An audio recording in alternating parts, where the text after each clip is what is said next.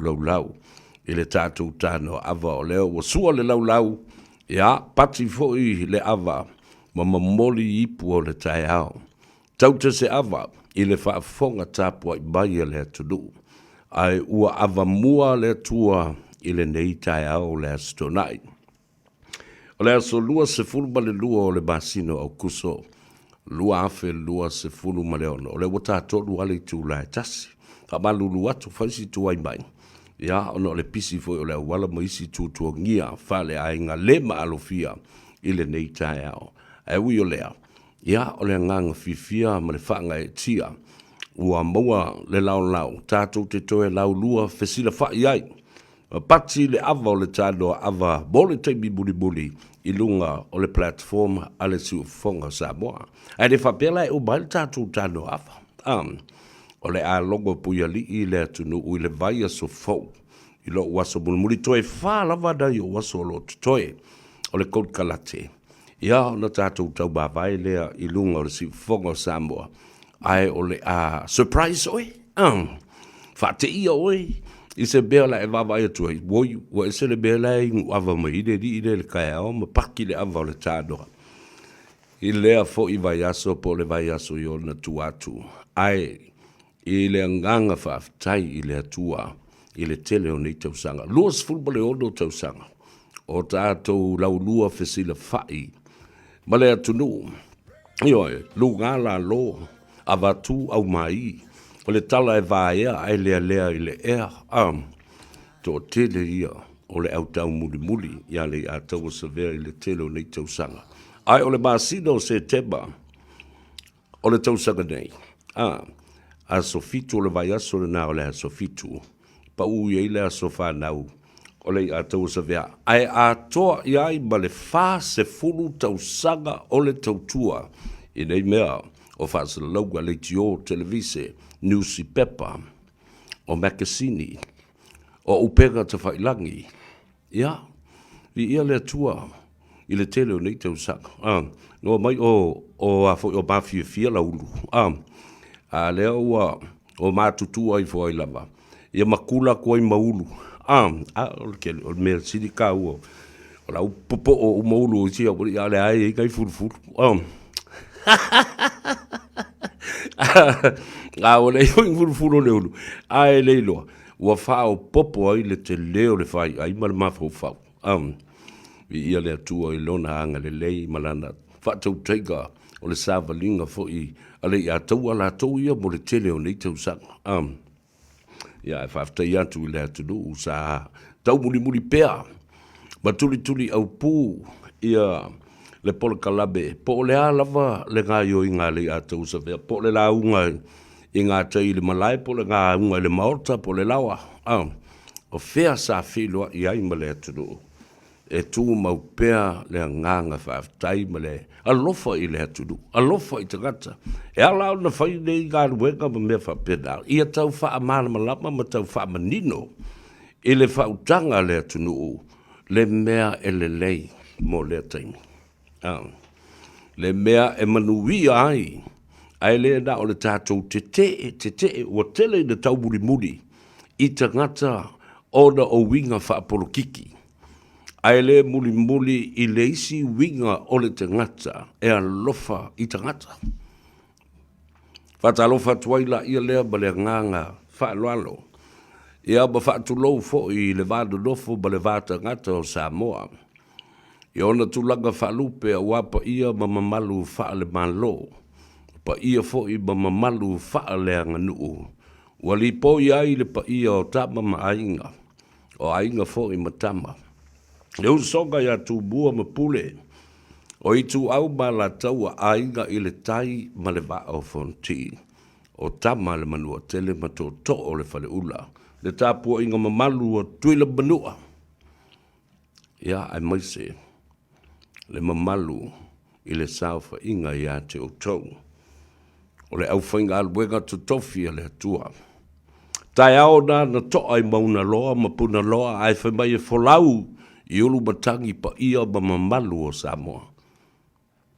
Whatalo whatuai i le pa ia ma walunga o le atunu.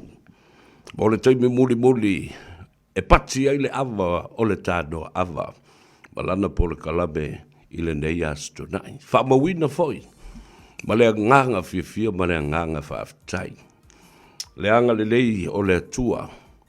I le tau muri pea o Samoa. Ina ia maua le ano fale. O so se bata upu pe o upu fai o malo. O le tātou vādu nofo i le tātou watunu.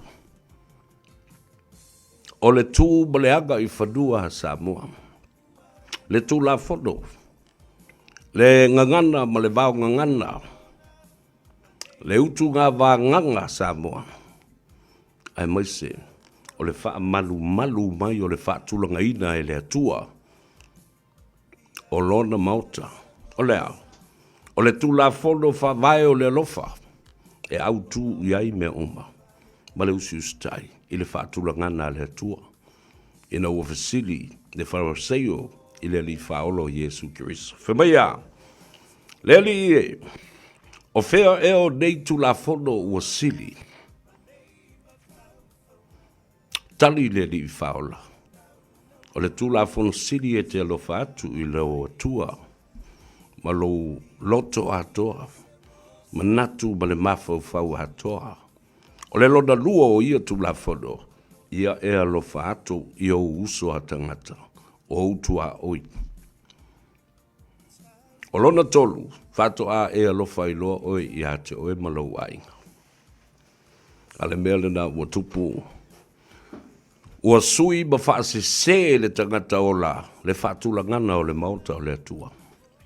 Ua whaabua mua e le tangata, ia lava.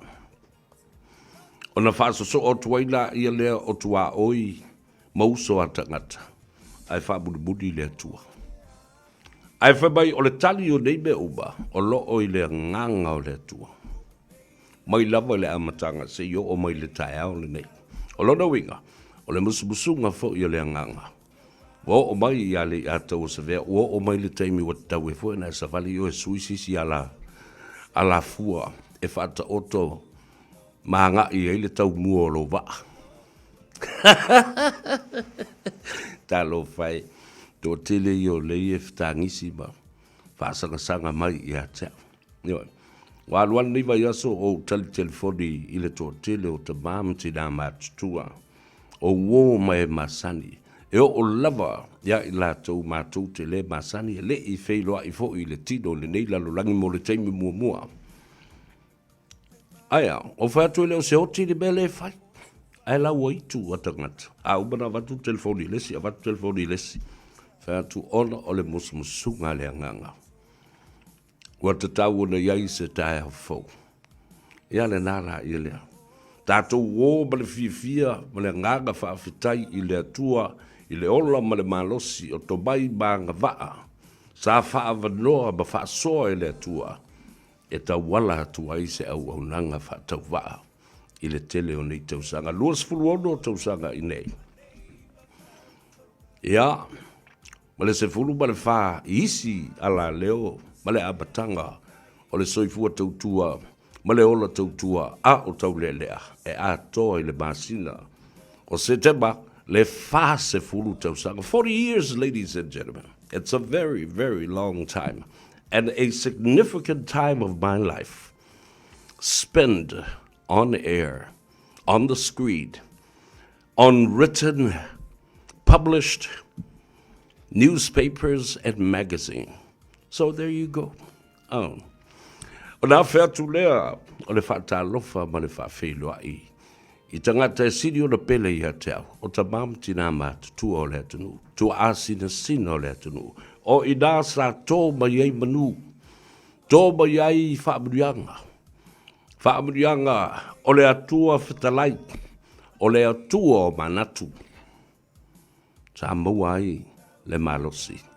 Ma whapena o na utu ai le salefo le whautanga ma le whato whala inga i manatu. Ma le ngangana, le vao ngangana. Le utu ngā vānganga. Whatalo whatu ta babuti nā mātu e a te o tau. A wate tangi, iwan. O te alu fo i au toe fo i mai.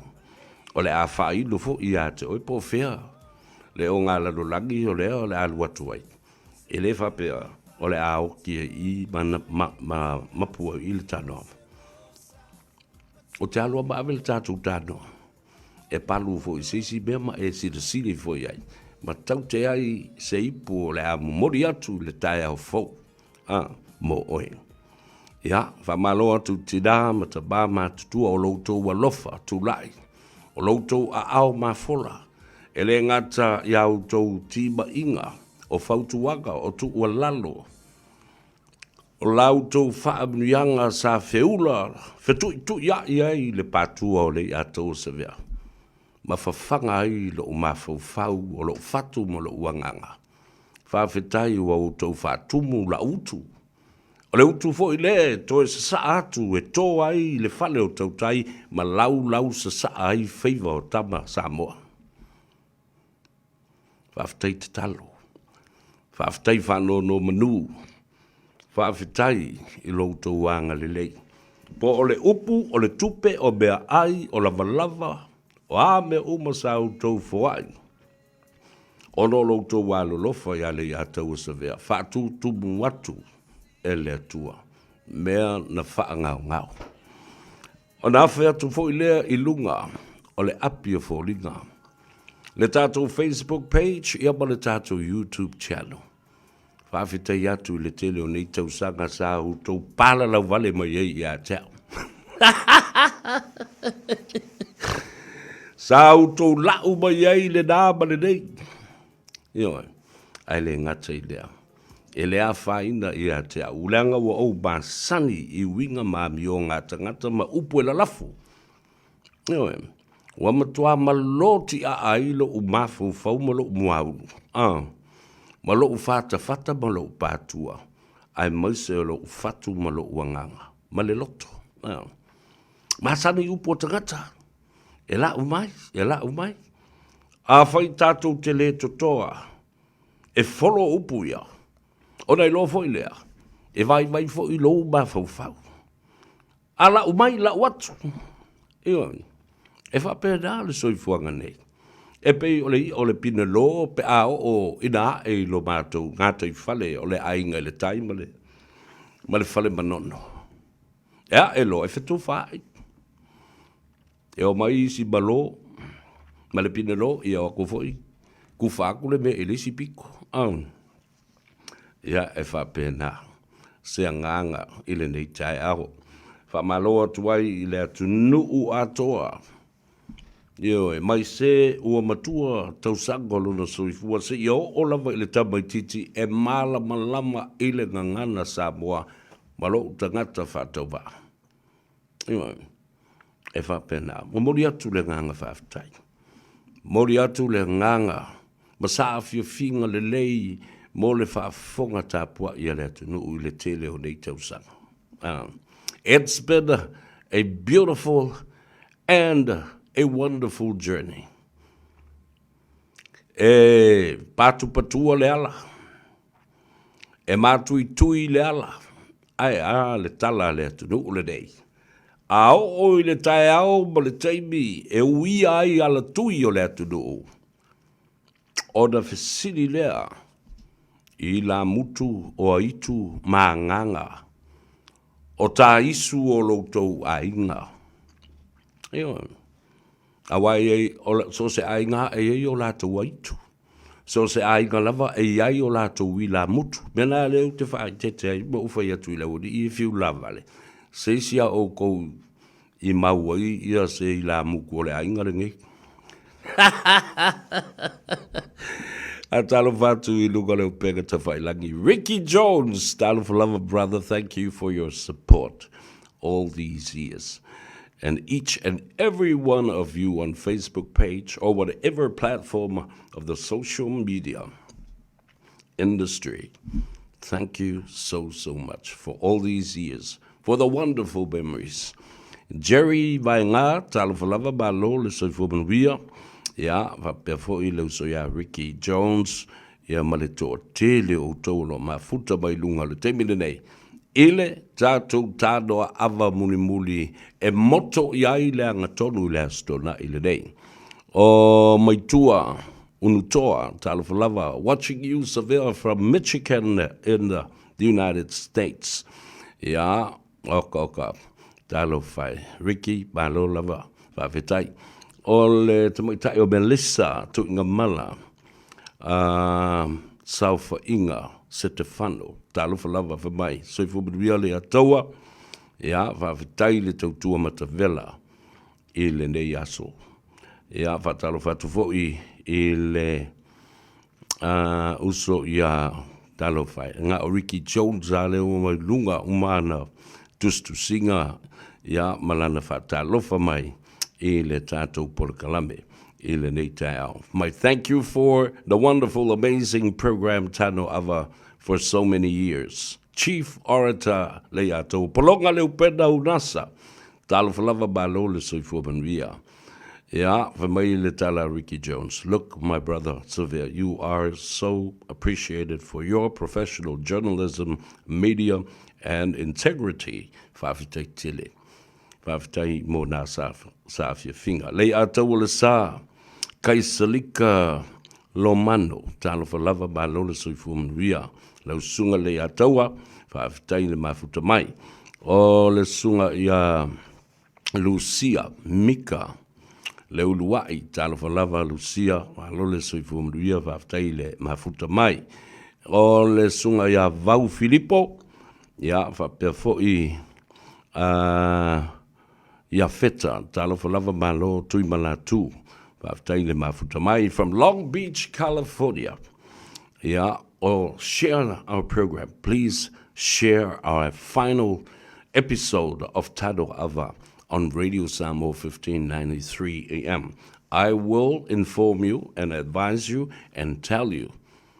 Ole aso mulimuli le ole Tado Ava malasto na mulimuli lunga le Radio Samo. Ai ole a failo ya te oe le isi platform. Ole a palu le Tado Ava. Momoli ipu ole taiao. Vau Filipo talfalava malolo soifo bruia biti soli. Yeah, mai mo mai inai Palmdale, California. Please do me a favor. Share our program and write me a comment. Something that has been hidden deep inside your heart all these years, 26 years ago today. Yeah, vapena fo'i ile talofai. It's Tibu, talofa Tibu. Alole se fobria faafetai le mafuta mai outou uma i le tele o nei tausanga. Faafetai tele loutou anga le lei ma loutou walofa mai ma loutou banatu mai. Upu fala e au, upu fa balosi au, upu e bali, upu fo e banongi le anga. Ale au pala vale ma le au fai upsa. Ya fai mai fo upunga. Ia kake aka fo bala uku ia ka upu le anga. O puleanga ka ke le palau vale. Ai ka ilima se furu se lau kilo kalama ia le mamafa upu ka ke la uaku. Talo foi lo uso mau to tasi aswao I Saboa. Alo le soifu ia li lau sunga le li pese tauta ua lau I loa. Faafetai le tapua I bai. Tele tausanga o mamafuta ma le uso ia mau. To tasi aswao faapena fo I siona tua le tamaitai o Jeanette aswao. Jeanette aswao. Ya male ainga o tatou si umu faafetai le taleni pese lo faafifia nai ya mamoa le loto faafetai ma le loto fifia o le totelo le malu le atunu o fia apulu alo le soifua manuia fia ya faapea fo'i ia le uso Filimele lei tonise nona fai mai good morning Leiataua Seville le amisia oe ele mamalu o le atunu I lau polokalame moni ma le whaamaoni, ma le sao e maua ai, e maua e fo'i le ata faafetai I lau tautua mo Samoa nei tausaga e tele. And God bless you and your family, alafatu brother, watching you from Greggy Byrne Boulevard at Melbourne, Victoria, Australia. All our friends in Victoria, all our friends in Melbourne, fatalofatu mafaafetai atu le tele o nei tausanga. Ia, tapena fo'i I le sunga a timu. Ia ma le tō tele o tau tufal tātou polokalame. Share a program. Leave me a comment that I will read and keep it in my heart and appreciate the values of your comment. Yeah, for my tibu. My let's go, sister Tofaga. Yes, aola, for my timu. Hey, hey, ya ho. Ya le talo fa le uso. Le tamama tua ya Hans Webster and his lovely wife and family in Perth, Western Australia. Fatalo fatu. Australia is sifo. Perth, ma le tō telo I lātou. Alo iai, tō telo fo I lātou e nofola te lata atu I nā Wembley Stadium o Subiaco, I Perth. Fatalo fatu mahalo le soifu manuia. I le pa ia maulunga o le tātou tanu. I Western Australia, especially the city of Perth. Mei avitu talo fa mei, mahalo le soifu manuia. Ia, fa pe fo I le uso ia, fa mei Hans Webster. Talo for Sevilla, my Lord Sifumria. The program, God bless Hans Webster and family watching you from Perth in Western Australia. It's 8:43 a.m. in the morning. Talo fai. Yeah, lele. O Italia, sios, sia opo. Talo fai. My Lord Sifumria, Italia. Tala lele tapai. Am I watching you from North Carolina? And it's 8:43 p.m. Yamato nei talo fai malole se fumen via. Faafetai tala o fai u se eti talo fai malole se fumen via. So alo to vau fai u se eti. Ya. Faafetai to fine, faafetai I lau lango mai I le tele o nei tausanga. Alo fatu mo oe. Ia whapea foi ia aloi makuisa. Ia o le tamo se eti. Whapea foi Hans. Le li o vai duanga whainga kākere le ngā kaba. Ia me se foi si awhine. Ia hana ma si ana whanau. I la lo I Napier ma Hastings. Lo whafufonga ma iai le li I Epkopo. Bishop so alo lo kedi. Lolo vai leu tele. Ia, whamai whai useti. O mātou le I nei. Ia, talo whai. Se uma o wala watu se teimi pe amai ia le tātou polokalame bulibuli o le tātou awabale ātou se vea te maua I le sao. I lunga o le siu fongo Samoa, le radio Samoa, sfulima I vatolu amo I Aukilani. Watalofa I se o tua fine, Fortino Josefa, alole so I fumria, pa moe o lo banwia le tātou te mamatua. I le fioga I amasoe, ia, ai masefo I le tua fine. Ia Aerolini, fa pe ma le tamo o fōleni, ia fa pe fo I leuso, ia vaisingano ma le tātou aingolo fa fonga mai, I le nei fo I matapo I mai. Vau Filippo, ma lolo so I fumria, o popo le tuli mai. Alo fatu lau fionga li sevea. Whelmele o lo mafuta mai ai ia popo le tuli. Ia fata alo fatu le tātou polokalame ia te oe. Skipasa.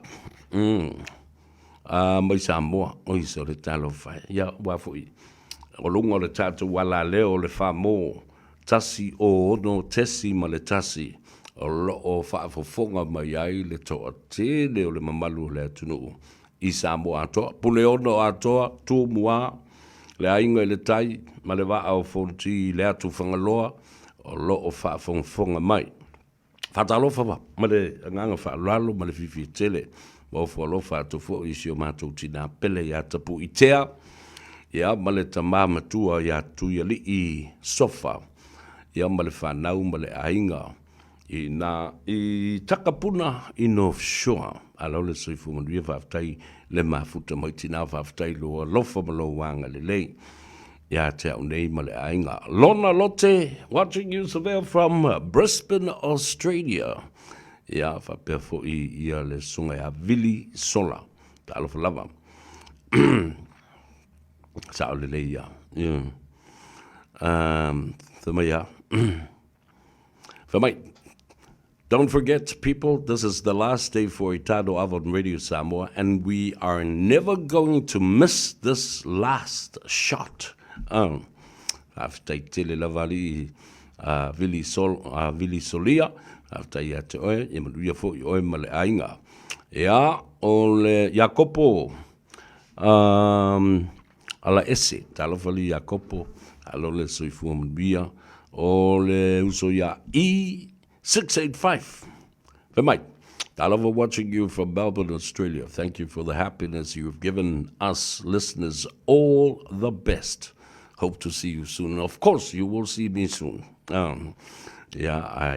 watele le tatou taladoa ma le fasoa ma tusi lalo ia lau lou lava fo I fina ngalo. Ia, ai mai se. Ia, fatalo fo. Le kele o fili o savea.